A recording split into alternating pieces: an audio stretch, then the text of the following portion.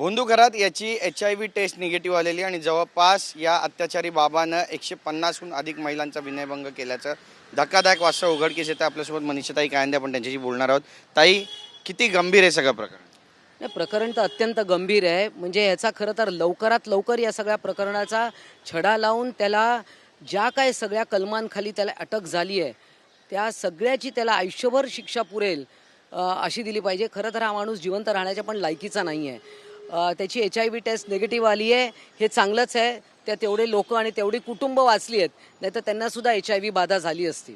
नक्कीच साहेब, पण याने तपासामध्ये अनेक धक्कादायक खुलासे केले। त्याने म्हटलंय की महिलांसोबत त्याने जे कृत्य केलं तो विधीचाच भाग होता असं तो ठामपणे सांगतोय आणि त्यासोबत ज्यांच्यावर विश्वास ठेवला त्यांनीच विश्वासघात केला।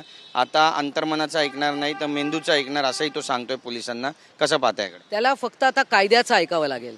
त्याचं अंतर्मन गेलं खड्ड्यात आणि त्यांचा मेंदूही गेला खड्ड्यात।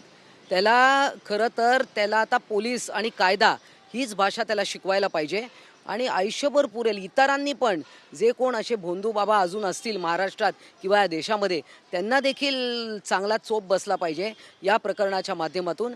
आणि जे जे साक्षीदार आहे त्यांनी बिनदिक्कतपणे पुढे येऊन सांगितलं पाहिजे की यांच्यासोबत काय काय झालं आहे आणि निश्चितच त्याच्यावर कडक शिक्षा झाली पाहिजे। नक्कीच साहेब, पण याच्यामध्ये दीपक केसरकर यांनी पण एक महत्त्वाचं विधान केलं। त्यांनी म्हटलंय की मी एकटाच भेटायला गेलो नव्हतो, 31 आमदार आहेत महाराष्ट्राचे जे या खरातच्या थेट संपर्कात होते, त्यांनी याची भेट घेतली होती। काहींनी विधीसुद्धा केलेल्या आहेत। या सगळ्यांची चौकशी व्हावी अशी मागणी आता विरोधक करत आहेत।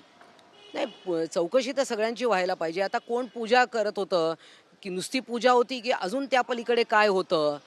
कारण बरेच तंत्रमंत्र प्रकार सगळे त्यांनी केलेले आहेत आणि जे महिलांबरोबर जे शोषण त्यांनी केलं आहे त्याला तो पूजेचा भाग वाटत असेल तर मला वाटतं महाराष्ट्रातल्या प्रत्येक महिलेनी त्याला 10-10 चपला मारल्या पाहिजे। नक्कीच भक्तांकडून विदेशवारीसाठी सुद्धा कोट्यवधी रुपये या भोंदू बाबांना उकळले आणि तुर्किस्तानातून फर्निचरसाठी सुद्धा कोट्यवधी रुपये उकळले। नाही, निश्चितच ह्याला कोणाचा तरी राजआश्रय होता। जसं आपण पाहिलं की याच्या बंगल्याला पाणी सप्लाय देण्यासाठी खास GR त्यावेळी काढला महाविकास आघाडी सरकारने।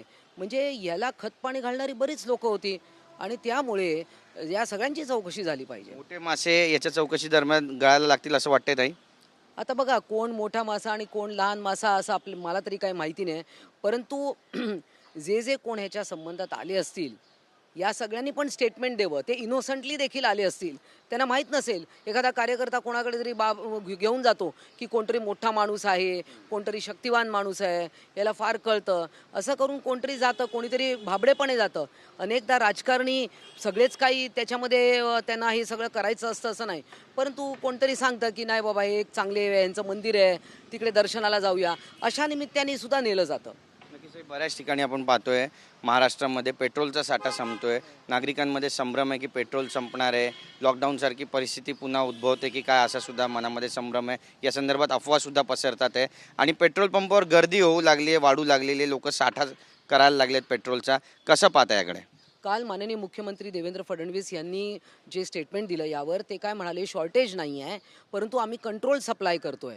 म्हणजे जास्तीत जास्त काळ पेट्रोल डिझेल सगळी जी इंधनं आहे ती पुरतील हे निश्चित आहे। की अनेक उद्योगधंद्यांवर याचा परिणाम झाला आहे। हॉटेल्समध्ये काही पदार्थ चालू आहेत, काही बंद आहेत, त्यामुळे नक्कीच प्रश्न तर आहेच, परंतु यातनं आपल्याला सरकार, केंद्र सरकार आणि राज्य सरकार मार्ग काढत आहे। नक्कीच आज देशाचे पंतप्रधान नरेंद्र मोदी हे सर्व राज्याच्या मुख्यमंत्र्यांशी चर्चा करणार आहेत। या संदर्भात व्हिडिओ कॉन्फरन्सिंगने बातचीत करणार आहेत।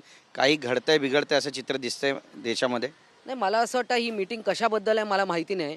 कदाचित ती पेट्रोल डिझेल या समस्येवर असेल, इंधन समस्येवर सुद्धा असू शकतं आणि चांगलं आहे की याबाबत जर का थेट प्रधानमंत्री सगळ्या मुख्यमंत्र्यांशी बोलणार असतील तर ती निश्चित स्वागतार्ह बाब आहे। परळ-टिटी उड्डाणपुलाचं काम सुरू आहे आणि त्या ठिकाणी गुजरातीमध्ये फलक लावण्यात आले, काम बंदचे।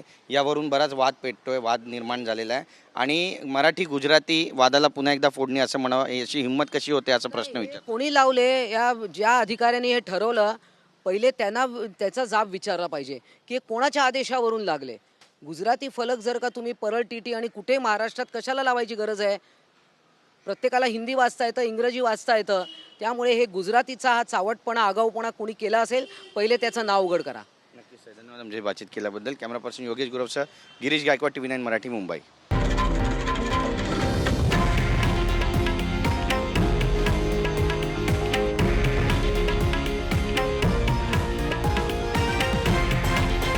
हे आहे देशातील नंबर 1 न्यूज नेटवर्क आणि आपण पाहत आहात TV9 मराठी, एकमेव.